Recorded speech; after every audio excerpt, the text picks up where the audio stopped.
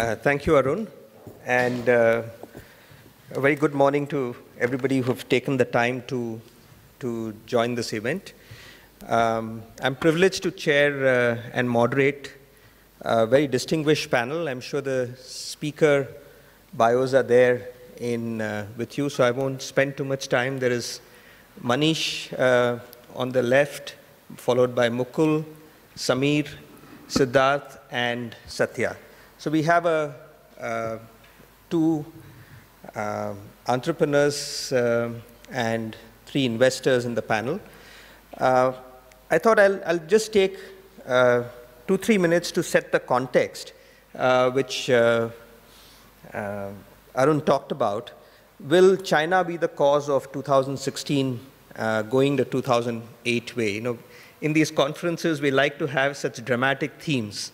So I thought it'll be good to talk a little bit about this. So what is China and the global economy? And I'll skip some of the things except to say that in November 2013, China announced some fundamental reform measures, the impact of which was going to be very far-reaching. So what you're seeing in China today is not new. This was started way back in 2013. And obviously, when you're doing major reforms to a $8-10 trillion economy, it's going to have repercussions to the world. Their growth model that they had pursued, which paid them very rich dividends, is under severe stress. And so their changes are obviously needed. In 2015, what started in November 2015 became very evident. In August was the first crisis, a very sharp devaluation suddenly, and a crash in the stock market. We started 2016 with another big devaluation. And you know, if you read what was happening, everybody talked about the fact that China's exports are hurting, and that's the reason there's devaluation. They want to, ride the exports wave back. But actually, that's not the real reason. Some of you would have caught that in November of 2015, IMF accepted the Chinese yuan as one of the reserve currencies. It'll actually happen towards the end of 2016. And as part of that, they had to let market forces dictate what's happening to the currency. So this was a part of a transition which happened. Yes, in typical China fashion, things are not very smooth. Things are opaque in terms of what happens as far as the underlying data is concerned. So it was really a move which was on the cards, and obviously such big structural changes results in some collateral damage along the way. If you read about the beginning of 2016, from about the middle of Jan onwards, there have been lots of doomsday scenarios because of the stock market crash which happened. There's lots of doubts which are being talked about the 6.9% GDP growth that China had in the last quarter of 2015. I mean, there are doubts also expressed about the 7.3% in India. So leaving that aside, basically some commentators believe that it's impossible for China to manage reasonable growth and curb the credit bubble at the same time. I mean, that's the underlying theme that you see across all these arguments. China's debt to GDP ratio is now nearly 300%. If you really go by what the numbers are, the official statistics don't reflect that. But all this debt is in Chinese yuan, most of it. So Japan also has 200% plus debt for many, many years now. So that's not really the main reason why a collapse is expected. There are also some other trigger points in 2016. Really, there's a bubble on the property. The conventional shadow banking system that used to fund a lot of Chinese debt is under very severe stress. There is likely to be further devaluation during the course of the year. So all this is basically looking at transmission of all of these onto the global economy, and hence a loss of business confidence. These are the things that people are talking about, and hence the fact that this is going to be a Chinese-induced global crisis. So we will debate some of these things out in the panel, and I'm very interested in hearing about my co-panelists' views on this. Now, quickly, what's the implications for India? So one thing is very clear. The Chinese labor costs have been growing very rapidly. The relative movement of Indian and Chinese currency has changed very dramatically. We now, from 2011 onwards or 12 onwards, we now have a nearly 30% advantage over China. And this is very evident when Indian exporters, which traditionally competed with a lot of low value addition products, manufactured products, they are finding that Chinese competitors are losing out. But despite all this, the trade deficits are at an all-time high. Our estimate is in 2015, we'll have a $50 billion trade deficit. China is funding our smartphone boom. And that's what is driving this whole relative element. And this is causing a lot of stress across the government. However, it's our view that this pace of growth of this trade deficit is expected to slow down. And potentially some of the reverse trends will start happening. Instead of Indian exports to China declining, we're going to likely to see a reverse. There have been some very interesting moves made in last year's budget and this year's budget, which will allow domestic value addition to happen in some of these products and an ecosystem to develop here. There are several industries in the light engineering where China is losing competitiveness and are actually moving to India. And if India actually gets its act right, there are several sectors like pharmaceuticals, tourism, IT services, which could actually hugely benefit from a China wave, so to say. And this is evident in some of the data that you see over the last 2 years. There's been a dramatic surge in Chinese investment into the country. From 2001 to 2012, we had only 125 million. Last year, it was 495. We are already touching that kind of a number in this financial year, 2016. And these investments have been across both the new economy, which is what many people in the room will know. There's the Snapdeal, Ola, Paytm, Practo, other types of investments. But what many people don't catch, because it's not as sexy, is the investments in the older economy sectors, which is auto component companies, automotive companies, which are making significant moves in the context of India. So that's really to set the context. Let me now join.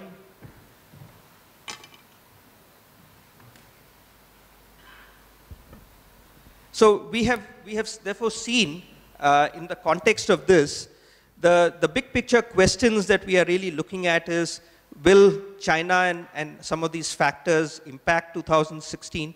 So let me start by saying that 2016 is not just going to be impacted by China. While China has been in the news, there are several other things. There's those who follow commodity markets. There's havoc playing in the commodity markets. Projections for the current year are still a steep decline. There's lack of clarity whether Europe and Japan's expansionist strategies is going to really deliver them out of their growth crisis that they are facing. There's the Brexit, that is potentially UK leaving the EU economy. The vote is out in June. That could have major implications. And then finally, the whole China element. So if I were to look at 2016 first and throw this open to the panel, and let's leave China aside first, and let's look at some of these other things which we are talking about, the commodity, the expansionist strategies of Europe and Japan, the Brexit issue, oil price, and so on. So how do panel members feel 2016 is going to be? If I can start with Samir first in the center, and then move on to the others. Samir, one of the mics is here. Yeah, so I just wish, Sridhar, you hadn't started with me, because I'm going to answer what's going to happen about the future with these lines from the Upanishads. I think Arun did a nice thing. He put data, he put numbers, there were real facts, no one could dispute them. And then he said, I'm the data guy, I'm going to go now, and these guys are going to talk about the future. So when you talk about the future, these lines come to mind. Naham manye suvedeti, no na vedeti vedachaha. And they mean, I do not think I know it well, nor do I think I do not know it. And that actually summarizes my state of mind when you ask me this question. I don't know what's going to happen in 2016. I don't know what the Brexit is going to do. I don't know whether China is going to implode, explode, etc., etc. But what I know is that entrepreneurs will continue to form companies. Entrepreneurs will get funding for their companies. Investors here will look for good opportunities to invest. And so, irrespective of whether China explodes or Britain exits from the EU, entrepreneurs in this room, please focus on your businesses. You guys build businesses for 5 years, 7 years, 10, 15 years. For investors like us, we have a short-term horizon. We want to get out of your business in 4 to 7 years. Any downturn that happens will be followed by an upturn. So I think we just need to hold our nerves, not worry so much about the Brexits and exits. And yeah, we need to worry about exits for investors, that's all. All right, so obviously, Samir, you're not on a fundraising trip because these are the types of questions that typically come during the fundraise element. So actually, I just returned yesterday after a 2-week fundraising trip. Okay. And investors don't care too much about these things. So yeah. India has, you said if India gets its act right. Yeah. I've been waiting for 14 years for India to get its act right. Hopefully 2014 we said we finally got our act right. Investors are worried about that, okay. Whether India gets its act right, not so much about Brexit. All right, let me move on to Siddhartha. What about your thoughts? Well, it's not too often that you get to talk on macroeconomics, and I have no expertise on that. So maybe I'll just take refuge behind Samir.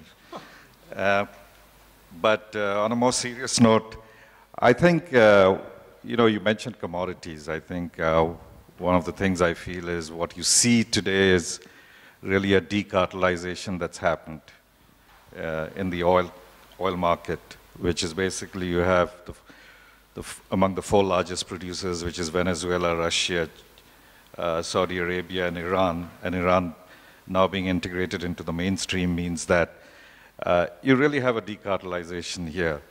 And so commodity prices as far as oil, hopefully, I think it will continue to remain low, at least for the foreseeable period.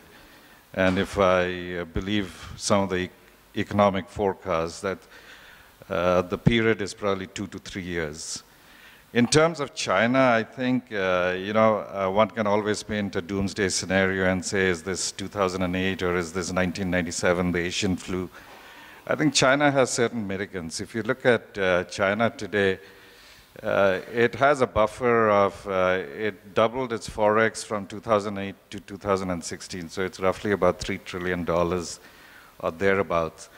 Now, I also heard the central banker saying that, using the buffer is not good monetary policy. So I don't know what China is going to do, what kind of state control there.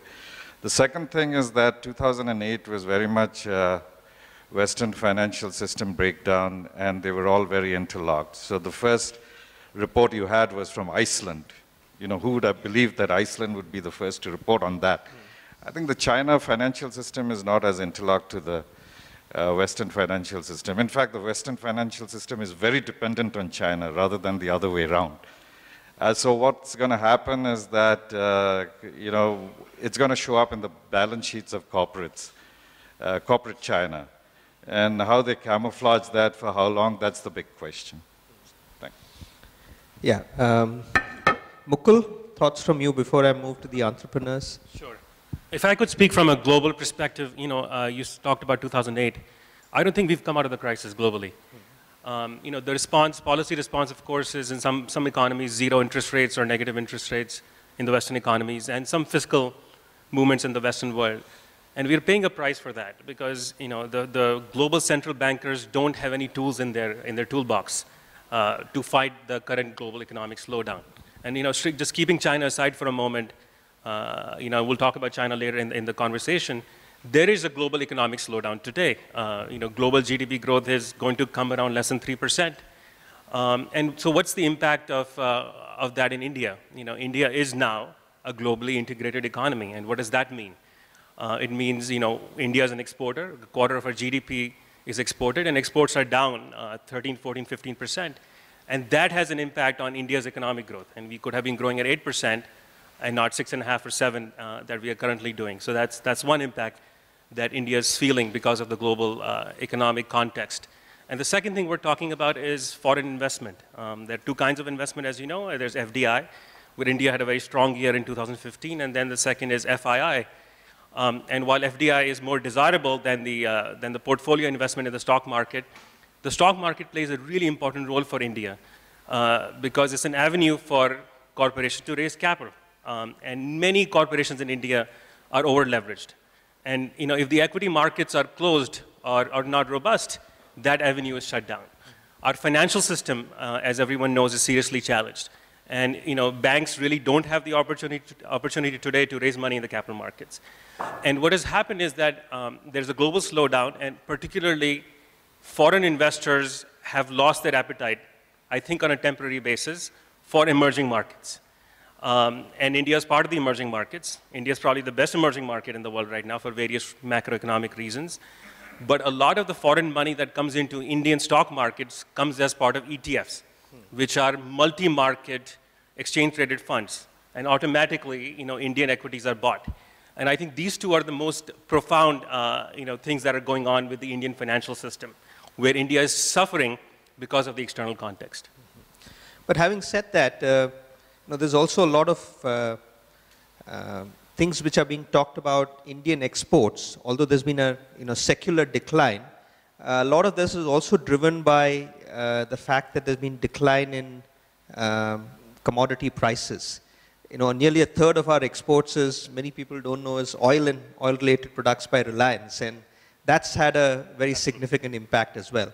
But I think underlying, if you decouple and go at a sectoral level, there are some sectors which have taken advantage and have actually managed to also grow. But I think the point is taken, more than the 2016, global elements, India is really a standout that we are seeing as far as the rest of the world is concerned. And in that sense, will play a very important role in, if it gets its act together on what's going to happen moving forward. On to Manish, your thoughts? Macroeconomics sort of feels above my pay grade, but I guess the reason I'm on this panel is because we did an IPO in this market. And my submission is that, the global crisis reinforces India's brand. India's brand is we won't be hot or cold, we'll be consistently warm. I don't think there's anything wrong with that. That used to be a bug, it's a feature now in people's minds. And I think fundamentally, Ricardo Hosman, he's my favorite professor at the Kennedy School, he says what predicts sustained economic success is economic complexity. See, one of the worst things about the last 10 years for India was being bandied with Brazil, Russia, and Indonesia. I mean, they're commodity economies. They married a pregnant bride and took credit for what happened, right? I mean, that doesn't apply to us. India is very economically complex. We make everything and do everything. We don't always do it well. We don't always do it at scale. But I think, I think we always overestimate what policy can do in the short run, but we underestimate what we can do in the short run. So right now we sort of have a convergence between the world sort of recognizing that India is going to stay consistently warm. I mean, we're between 5 and 8, right? If we're at 5, don't worry, we're going to 8. And if we're at 8, don't worry, we're going to 6. So my submission is that you have to be careful when you sort of get tangled up in these macro, particularly from my perspective. I guess when you run a fund, it's different. But when you run a company, you have to, the weather of the moment is not as important. So in my view, what can you do about it anyway, right? You can analyze it. One of the most interesting conversations I'm having these days is with Ram Guha. He's the most interesting historian of India. And he says there's a social science view of history and there's a literature view of history. And the social science view of history is people like Tolstoy or Romila Thapar who say everything is circumstances, everything is the world. And the literature view of history is people like Ram or Carlyle who say that, individuals make a difference. And my submission is, we were born through this. We've been 14 years at it. And the reason we did an IPO was because we didn't want to sell to a strategic investor. If we thought the world was going to hell, and then we would have sold out. But our view is that this is just the beginning of a long cycle for India. That's very interesting again. Finally, Satya. Sure. I also don't have much of a grip on the macroeconomic thing, other than understanding that most recessions and depressions begin with over-leverage. And in China, it seems to be the case. It's a $10 trillion economy with over $30 trillion of cumulative debt of various kinds. So how it shapes out, I don't know. But when you look at from an entrepreneur's point of view, we were there in 2008, and I would say that most of our problems begins with our investors because they complicate it and they confuse. Because at different points in time, I think the priorities are different. Because if you go back just 2 years ago, and there was an extraordinary amount of capital that became available, especially in the digital space, and the emphasis there was to grow at any cost without paying as much attention to the underlying economics of the business. So for a company such as ours, which has taken a lot of pride in being very capital efficient, and we were profitable for 2 years before that, we were caught in a very difficult situation of during our Series C round, which we finally closed with GIC. I would actually tell you there were 3 or 4 investors who we approached who said, why are you profitable? Right? And it was not, at that time, it was very, very, they couldn't understand why we would not invest aggressively to grow. But just a year and a half, 2 years later, the whole discussions, or different kinds of discussions, what are the leverage metrics, what are the unit economics, how can you conserve? I understand that we don't live in isolation, it's a broader macroeconomic trend that dictates what we do at different times.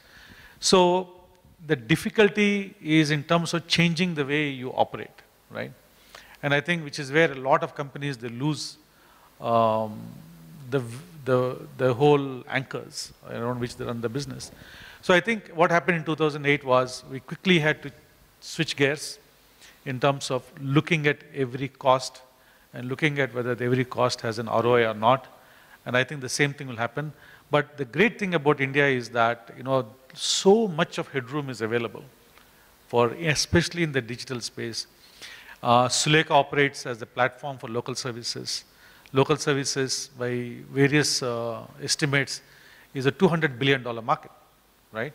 And hardly 2% to 3% of it is digitally intermediated, which gives you an enormous opportunity if we can survive these ups and downs of capital availability or non-availability. I think the opportunity is tremendous, and there are multiple mega trends that are coming to work at the same time. One is rising incomes, right? Second one is increasing sense of being very busy. So when people are very busy, they have less time and more money, they tend to spend on services. 3 is cloud technology, and 4th is ubiquitous use of smartphones. And the last point is that there is an extraordinary amount of unutilized capacity for the local service businesses, which are anywhere between about 8 to 20 million of them. And about 25% of the small businesses die every year. The main reason is they can't find customers, right? They have work they can do work, but they can't find it. So there is extraordinary amount of inefficiency. The opportunity is phenomenal. Very small percentage of that has been digitally intermediated. So if we can just get through this trough, which I think could last about a year or 2 years, I think a lot of businesses, especially in India, will do extraordinarily well. I think what you're generally seeing as a whole across the panel members is that let's forget the macroeconomics, let's come down to the micro. But in general, I'm also picking up a view that 2016 is unlikely to be as bad as 2008. You're not going to see that level of panic around in the market, especially in India, given where India is in the context of the global economy. Let me now move on to then, the micro into the into the specifics. We are seeing, in some sense, a lot of positives as well in the 2016 oil prices, and I'm talking about it in the context of India. The oil prices will continue to be low. We are seeing a renewed thrust in the entire rural agri-economy going forward. From a macroeconomics, India has always had a thriving relationship with Iran. Iran is now back in the global market.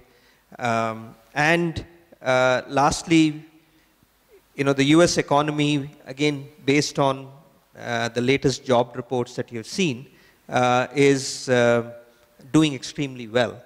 Now, this means that there could be a interest rate, a further decision on the interest rate by the US Fed. But what do all of these things, some positives, mean again for India? So again, let me now start with Manish, your thoughts. You've just finished the IPO. There are several of these things happening. Your own businesses is very people intensive. With the kind of thrust that the government has put around the rural economy, do you see, for example, lower migration from there into the urban to feed into the urban services market? Or any other thoughts? I mean, see, fundamentally, India's problem is productivity, right? I went for my MBA to the US in August '94. By September, I was asking myself, these Americans aren't smarter than us, why are they richer than us? I mean, clearly I can kick their butt individually, but the ecosystem allows individuals to be more productive, and I would submit it's about urbanization, it's about, do you take jobs to people or people to job? India only has 50 cities with more than 1 million people. China has 385. We have 6 lakh villages. 2 lakh of those villages have less than 200 people.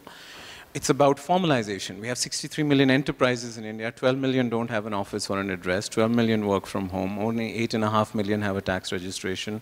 There are only 1 million companies. Most tragically, there are only 17,000 companies in India with a paid-up capital of more than 10 crores. So, if you think about the education system, if you think about labor laws, if you think about manufacturing, only 12% of India works in manufacturing. That's the same as post-industrial United States. So 50%. So my submission is, for the first time, we have a plan in all 5, right? Make in India is for the sectoral geography of work. Smart cities and urbanization is for cities. We have Skill India, we have Digital India, we have labor, we've done more labor law reform in the last 1 year than we did in the 20 years before that. Ease of doing business, we've probably put 300 applications online, and GST once that happens. So my sense is that, again, with policy, I will come back to that. There's very little you can do in the next 6 months to 1 year. But if all these plans sort of work out, in the next 5 years, we've sort of dried the swamp. India's problem is productivity. All these problems are interrelated. And from my vantage point, when I've been at this for 14 years, for the first time, it's clear that productivity, you're praying to one God, which is jobs. If you get jobs right, everything else sort of falls in place. Mukul, your thoughts? So just sticking with the macro theme for a moment, I want to say this is India's moment. The blessing of oil price decline is unprecedented. It can add 1 or 2 points to our GDP, and we should thank heavens that that's happening to India because of various global factors, a commodity slowdown or Iran coming back into the global economy and so forth. So we need to take advantage of it. And while I've been somewhat critical of the current government about the pace of reforms, this is the soundest macroeconomic management that I've seen in my career. Observing India from a distance and then now from the inside. We have perhaps the best central banker in the world who is laser focused on inflation. And inflation has been a big bugaboo for India and for foreign investors. It increases the level of poverty because of stickiness in rural earnings and poor people's earnings. It reduces the confidence of global investors. And combine that with pretty sound fiscal management that we have from the current regime, I think this is India's moment. And there's a flip side to the global economic slowdown. As we discussed, many of the emerging markets which compete with India for investment dollars, whether it's Indonesia, China historically, Brazil, Russia, Philippines, and so forth, many of them, not all of them, but most of them are experiencing a commodity-driven slowdown. They are commodity-driven economies, and their GDP is declining, and they are not growing as fast. And so if a global investor wants to commit investment into the emerging markets, India is number one. There are still doubts, amongst the financial capitals of the world about whether India will get its act together. I think we will. I believe that the government will accelerate, on making some pretty important reforms. And this will be India's 10 years for us to become a truly middle-income country. Samir, your thoughts?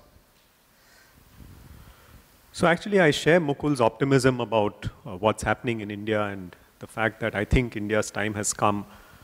And specifically to correlate it with China and so on, I think we saw a lot of Chinese money come in the last year, 18 months. The slide had some of those investors, whether it's Didi, whether it's Alibaba, whether it's Tencent, Baidu, and so on and so forth. I was in Taiwan in the end of January meeting some very senior people, including the founder of Acer.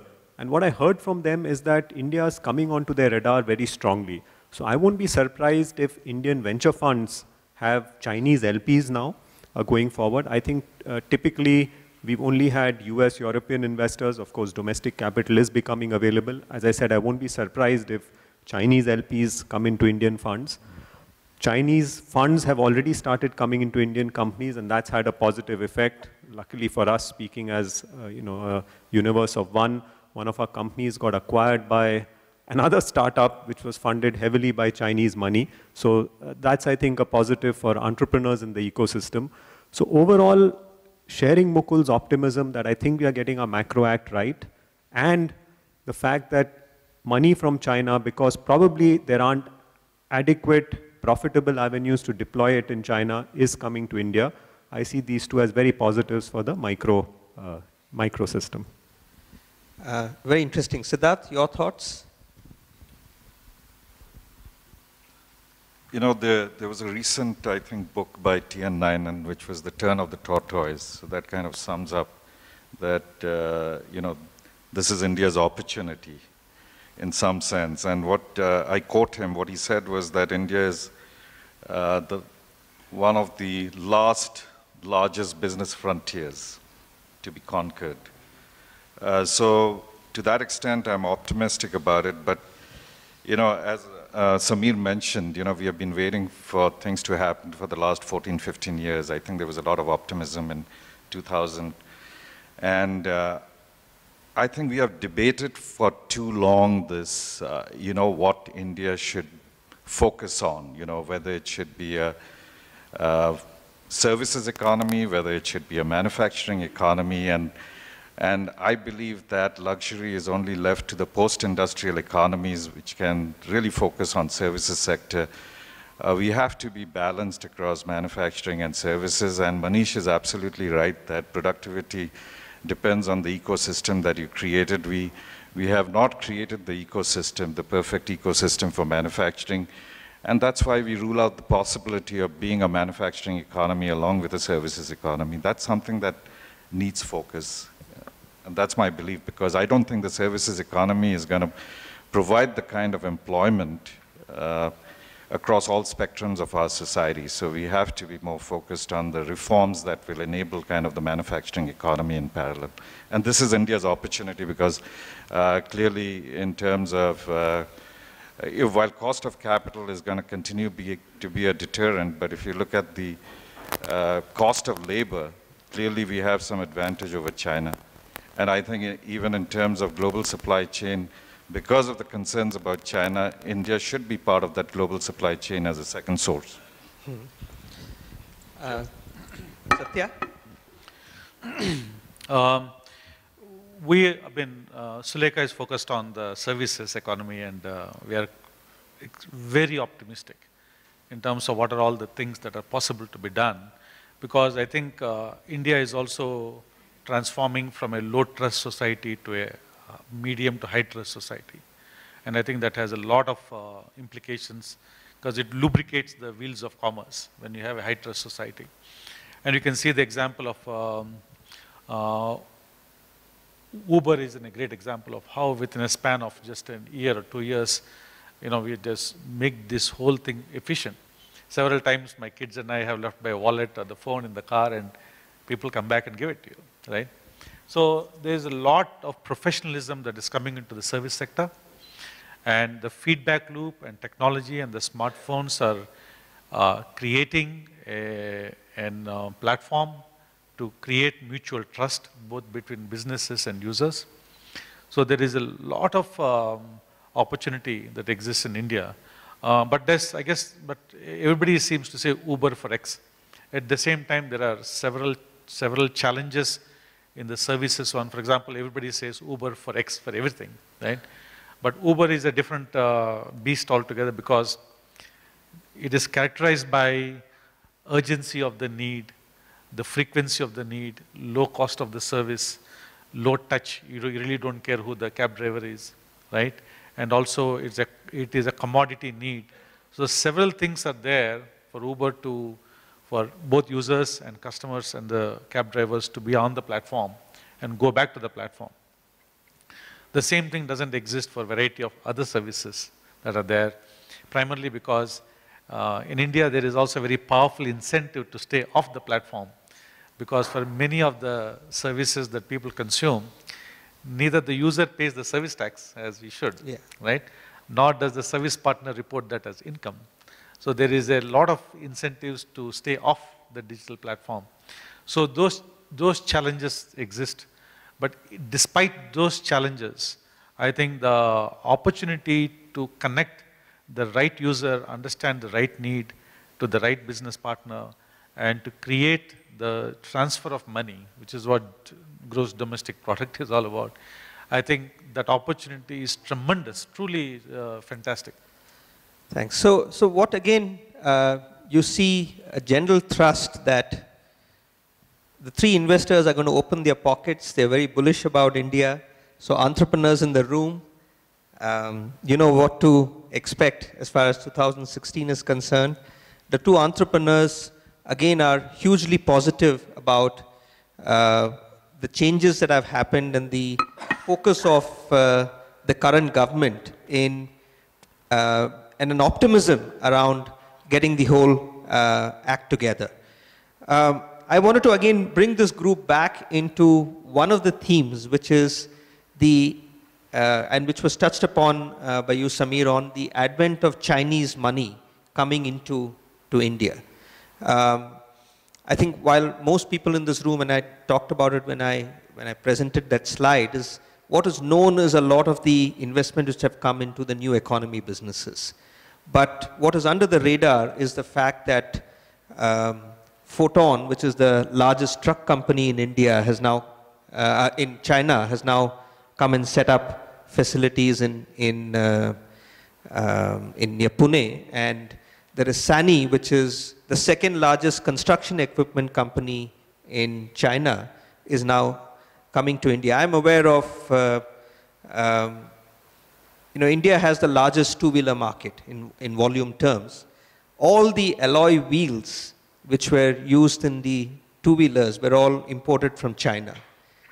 The largest player in the world, which was exporting it, has now come and set up a capacity in Bawal because they found they were not competitive. So I think what's happening is there is, to touch upon the point that Manish raised, there is a lot of manufacturing, a lot of interest from Chinese capital to look at India from not only servicing the local market, and very soon you'll see them looking at, try to see how to leverage India for serving the global or the Chinese markets. I'm aware of two companies, mid-sized companies from China who have invested in the auto component space and are now exporting from Chennai back to China. So there is a lot of capital, and your interesting observation on the possibility of having Chinese LPs as part of some of these funds. What's the, again, experience around the table? If I can start with you, Samir, having any insights that you can also give around if Chinese investment has come into either the fund or into the company, do the dynamics change on how they view the investee company vis-a-vis a Western mindset in terms of any impact that has on the management and so on. Because in some sense, the Chinese economy is far similar to India relative to the commodity-led economies that we were grouped against, the BRIC acronym. So are there some learnings also which come in along with the Chinese capital? Yeah, I think that's a very good question, and you've also given the answer in a way. So I've had the fortune of working with Acer Tech Ventures, the venture capital arm of the Taiwanese Acer, and really Taiwan and China are very similar in their thinking and characteristics. I think things have changed now in India, but at that time, a US investor would just say that services, no, no, no, no, no. It just cannot work, will not work, and 100 reasons why a services investment is a bad investment. And the Acer Tech Ventures folks, and in general the China folks, found services to be a good opportunity. And we did make services investments in Acer Tech Ventures. So I think this point that you made, and it's a very insightful point, that because China and India have a lot of similarities in the economies, the services, the way of thinking, the way of spending, the value for money characteristic of the consumer, etc., etc. I think they are more tuned to the Indian market than perhaps Western investors are. Actually, having said this, there is one key observation that I have around an area where India and China significantly differ. Satya touched upon this, is our tax compliance. For the relative size of the Chinese economy, the tax collections, I'm talking about the indirect tax collections, is several times higher as a ratio of the GDP in China. And in general, for example, if you buy anything from the retail, they actually run a lottery system which encourages a consumer to actually ask for a bill, and you're likely to win a prize based on a unique number which is given there, which is run by the Chinese government. Any other thoughts, Manish, from your side? I haven't dealt with Chinese much. I think we have a lot to learn from China in terms of infrastructure. But exactly 10 years ago, the Chinese economy was the same size as the Indian economy, and they were growing at 13%, and we were growing at 7 or 8. I don't think we'll ever grow at 13%. Now, we can hide under the 7% or 6% is the fixed costs of Indian democracy. I don't think that's true. I think if you read Deng Xiaoping's biography, or if you read all the books about China, it was about leadership. I mean, let's put our democracy alibi aside. I think that it was about leadership. It was about navigating towards a destination. Of course, there are some fixed costs of democracy, which we are proud of and we should always have. But I think it's, we finally are starting to recognize that most of China's success is not because of communism. And so from my perspective, about 20 years ago, we raised our sights to recognize, I was born and brought up in Kashmir, so I was happy when we started thinking about China as our competitor rather than Pakistan, which is a rounding error. And now I think it's important that people are recognizing that China's success is not all because of communism. I think it's also because of many other things they've done much better than us. Yeah, I think there's no doubt about the leadership aspect, but I'm not too sure whether some of the things which China is very quickly able to do because of the fact that there's no democracy. The clearing of lands and taking them over for development purposes. Several aspects like that are really what slow us down. You can't take land without asking in India, I agree. But there's no such thing as India's land and labor market. I would submit 29 chief ministers are more important than one prime minister. China's genius wasn't some Ayatollah in Beijing issuing fatwas, it was mayors competing for investment. And I think an important theme of the last 18 months has been handing power. Why have we got more labor reform done in the last 1 year than 20 years? Because we used Article 254(2) of the Constitution, which said that state chief ministers are allowed to amend central laws. I mean, Indira Gandhi's view of the world was strong states lead to a weak nation. Now, I think that's a very interesting concept just after partition, when we've just broke up or you sawed off a nation from the shoulders. But now I think, Kerala is 9.5% Bihari. I mean, Yeah. because they exported 10% to the Middle East, Yeah, so they imported yeah. 9.5% here. But, you know, export labor markets like Bihar have completely different dynamics than import labor markets like Kerala. Or Yeah. Karnataka's land market is completely different from Maharashtra. So my submission is that decentralization was a more important theme to learn from China rather than their ability to take land without asking. I mean, we don't have a shortage of land in India. Only 9% of land is used for urban and industrial purposes. You can give every household half an acre and they can fit into Rajasthan and half of Maharashtra. Yeah, no, I think the point I was trying to get is not about decentralization, but the fact that because of it's a single party rule, the mayors, when there's a message coming down from the center, you know, the room that they have to disagree and not do, whereas in the 29 chief ministers of India, several of them, even if they are from the same party, have their own dynamics that they need to tackle locally. And so, you know, the labor reforms that we are talking about have been primarily driven by a few states which have taken advantage of that, and some of the other states are lagging behind. Now, what you're saying is right. You know, the states which take these actions will start seeing their impact, and the others will be forced to follow. But the process, as a result, whether you call it the 6% cost of democracy, slows things down. And hence, the ability for us to grow at 13% versus 7% is where you see the difference. You know, there is the ability to take some of these decisions, push them down, and mind you, China is a larger geographical space, much larger geographical space, and a higher population, to move things down that quickly and move things around was the point. I need to respond because my submission is, you know, obviously 100 mayors matter more than 29 chief ministers, right? We don't have mayors in India. That's because the Constituent Assembly didn't think about cities. But, you know, in 1924, Jawaharlal Nehru was the mayor of Allahabad, Vallabhbhai Patel was the mayor of Ahmedabad, Chittaranjan Das was the mayor of Calcutta, and Rajendra Prasad was mayor of Patna. And I have 6 letters of Jawaharlal Nehru talking about streetlights, or 7 letters of Vallabhbhai Patel talking about sewage. I mean, can you imagine Jawaharlal Nehru's great-grandson writing a letter about streetlights? It's not going to happen, right? So Times have changed since 1924. No, I disagree. I think decentralization, it took us 65 years or 70 years to hand over power to chief ministers. I think we'll hand over to real mayors faster. Today, our city leadership is unelected, or it's unaccountable. Either you have IAS officers who are unaccountable, or you have corporators who really are unelected. So my sense is that you're underestimating the power of handing power, letting 4, 5, 6 chief ministers. Make in India isn't about the whole of India. It's about 7 coastal states. Just like China's competitiveness is coastal China. There's a lot of economic wasteland in China too. So, you know, the notion that what we have to learn from China, I think a very important part is decentralization. Because then people decide about decisions at their local basis. Yeah. Mukul, your thoughts? Yeah, so I want to just speak broadly about the Chinese-Indian economic relationship.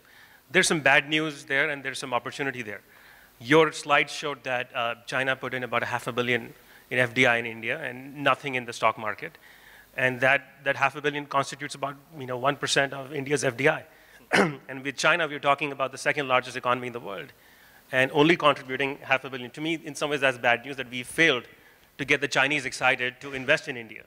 India exports only 10 billion, and that reflects our own competitive weaknesses and so forth. But therein lies the opportunity that Chinese have a lot of money, while the Chinese government has a lot of debt, the Chinese consumer has a lot of savings, the Chinese worker has a lot of savings, and we need to find a way to get that into our country. In terms of learnings, there's a lot to learn. Manish talked about infrastructure.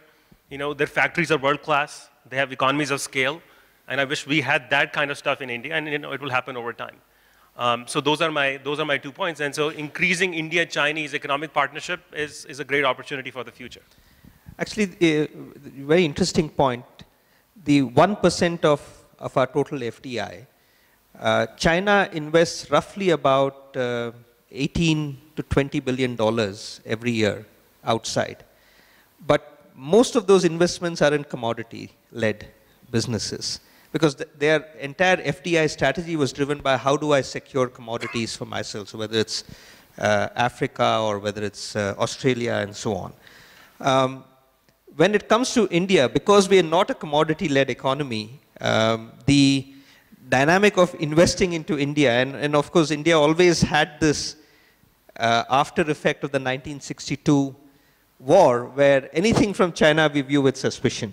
And any investments that we see from China are also viewed with suspicion. The Airtel revolution would not have happened without China, right? So we all know that the Chinese telecom equipment have brought about lots of changes into the Indian economy. So, but the point that you're saying of the fact that this is only going to change and this is going to increase is the opportunity that we are all seized with. Siddhartha, your thoughts? You know, I think the other panelists have pretty much covered most of the ground. I only want to add a couple of points. One is if you look at investments from China or even Southeast Asia, their interests have always been in manufacturing. You know, so in fact, Taiwan was one of the first ones to kind of foray into India, and Foxconn, and then even TSMC was scouting India. But we have never created kind of the right, perfect ecosystem for these folks. So if China investments have to come into India, then we have to also ensure that some of those sectors are kind of something that will undergo certain structural kind of reforms so that it becomes attractive for them. Otherwise, I think mostly Asian investments have always been from one country to another in manufacturing. Yeah. And I think to some extent that environment has also been created. You know, in electronics, there's the MSIP scheme, which is giving capital subsidy, which is being viewed by many Chinese companies very seriously, either independently or as joint ventures to develop the whole electronic manufacturing ecosystem here. Automotive is another big thrust. China is very clear they want to, in the next 10 years, build a couple of global brands or acquire them, one of the two. And those ecosystems will therefore again come into India. Satya, a more specific question as Sure. an entrepreneur who's also looking for capital. What's your take on Chinese capital coming Sure. into the, and how would you view the color of Chinese money versus the rest? Yeah, my experience says that you should always view easy capital with a lot of hope and a lot of apprehension at the same time. Because hope is because when capital becomes available, you have capital for growth, your valuation increases, exits become possible for investors, a lot of good things happen. But unfortunately, they don't give money only to you, they give it to a lot of other people. And when easy capital becomes available, a lot of irrationality creeps into the market, and that becomes very hard for you to compete. Sometimes, there are companies which raise hundreds of millions of dollars, and they employ it in ways that tremendously increases the cost of user acquisition, cost of, in our business, service partner acquisition. It increases the cost of people, right? So it just makes life very difficult to operate. So easy capital is both a curse and a boon at the same time. So you believe Chinese capital is easy capital? Well, easy in the sense that, that if the number of investment opportunities are limited, right, and there is more capital comes chasing, then it's easier than when there is no capital. Yeah, I think it was very interesting. Arun, when he presented that chart about November 2015 being a peak as far as investments into startups, etc. is concerned. I'm from Delhi, and somebody told me that one of the vegetable vendors from Azadpur Mandi was interested in investing in startups. So you knew that you need to get out of that space, and it's no surprise that the following quarter you saw decline in the deal. So we had a huge boom there. So very interesting. So you've heard a very wide variety of views. Manish, very cut and dry about the fact that India is beginning to get its act together. Decentralization has got to be the theme. We need to learn a lot of things from what's happened in China, but stay focused on getting our act together and getting our story together. Mukul had a macroeconomic view on various areas. Samir being very practical about what to do in India. And Siddhartha and Satya talked about their own thoughts and experiences. I wanted to throw this open now to the audience for a quick round of questions. Please put up your hand and give a quick introduction. Hopefully, please don't comment and make it sharply directed at either of the panel, any specific member, or in general in terms of what your question is. Okay, Sridhar, my question first is to the PE guys sitting there. What are the, I'm Sanjeev Nanda, I'm a chartered accountant and I've done MBA. So what are the two things, your pain points when you're investing in companies for the PE world, and what are the two things that the investors, the promoters of companies are sitting on the dais, what are the two things that you feel that the investors, companies advise you, but you should ignore it? I didn't follow the second question, I'm sorry. That's not for you, that's for them. What are the two things that PE investor companies harping upon the promoters and they should ignore it? See, one I think Sulekha already talked of, that they always want growth and then later on they pull out their funds and you are left hanging. So maybe both of you. Okay, so I'll take the first one. What are the pain points for PE investors? Let me make one broad point in the context of investing in India. And to people in the financial media who are in this conference, I want to just make a request that please cover non-internet sectors in your newspapers. There's guys like Manish who are creating world-class businesses who are as relevant to the Indian economy as Flipkart. So cover pharmaceuticals, cover infrastructure, cover training. This is also the future of India. These are the sectors that will create jobs, not just e-commerce. And for me as an investor, lots of pain points, of course, but the biggest one, and we do, early to mid-sized private equity deals, and we end up dealing with relatively young and inexperienced management teams. And the biggest challenge that I've faced in the last 9 years of investing in India is really that the market size and the market opportunity is never an issue. Everything is growing, everything is a white space. And it's generally the execution capabilities of the management teams that we invest into that becomes a challenge to growth. It's very rarely external factors that prevent us from growing. And I think that's a function of several things. In this sector, there's lots of family businesses. There's some first-generation entrepreneurs who don't have institutional experience of building businesses. And so our solution to that is that for us as private equity funds, we cannot just be check writers. We have developed capabilities ourselves to operationally intervene into businesses when needed. And hopefully, that 2 + 2 will, equal 5 over time.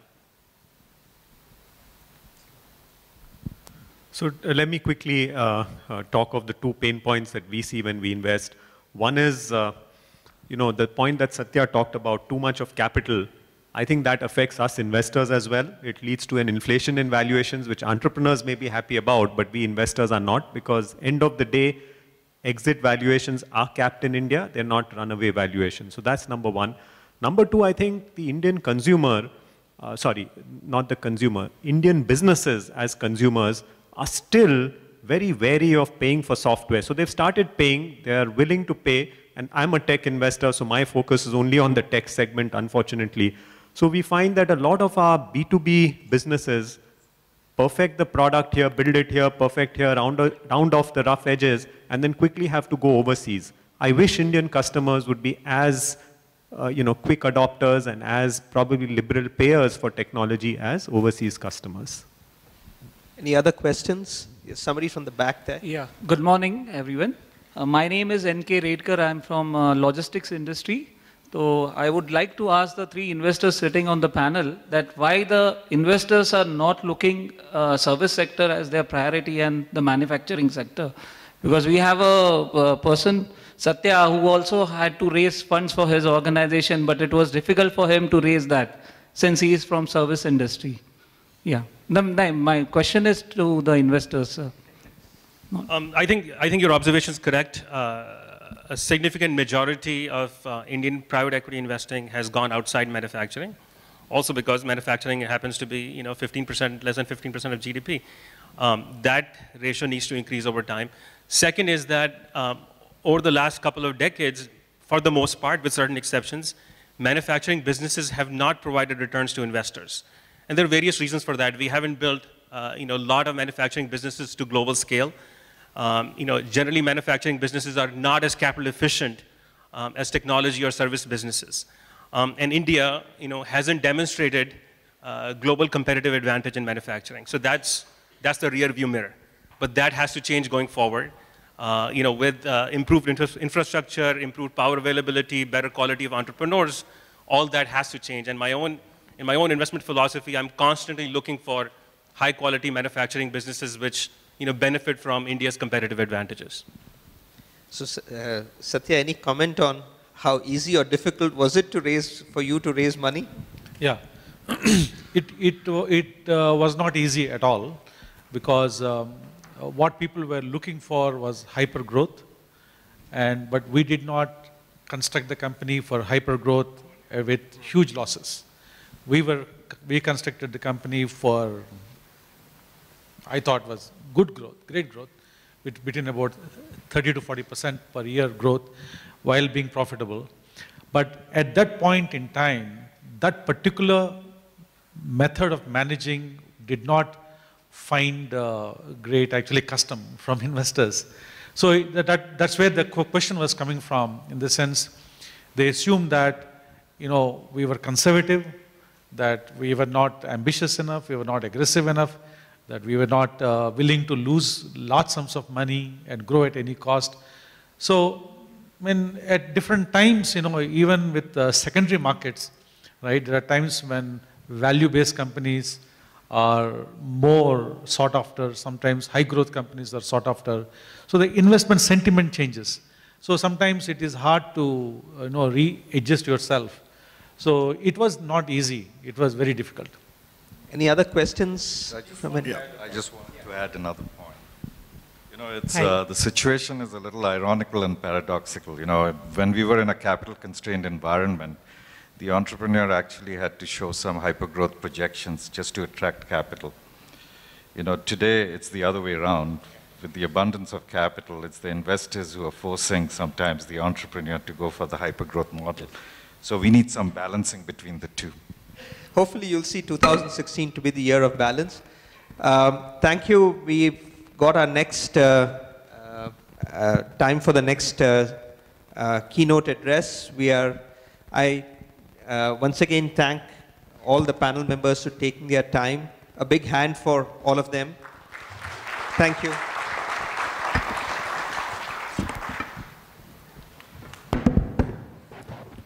Thank you, Sridhar. Thank you, panelists.